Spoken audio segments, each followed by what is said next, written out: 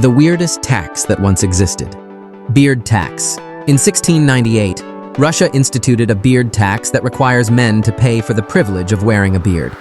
Bachelor tax. In 1821, Missouri, USA passed this so-called bachelor tax, charging $1 annually to single men between the age of 21 and 50.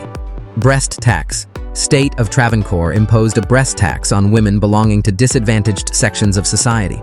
Women from lower castes were not allowed to cover their breasts and were taxed heavily if they did so.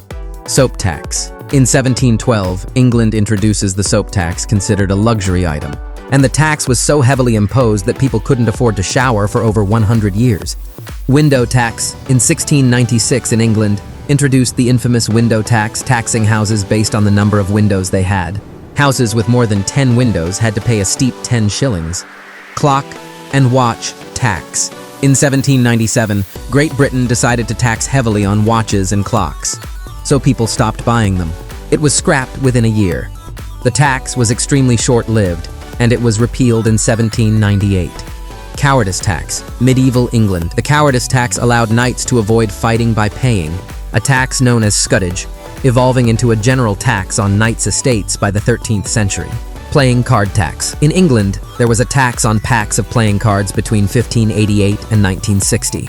The manufacturer was responsible for paying the tax, and the ace of spades in each pack carried a stamped mark indicating that the tax had been paid.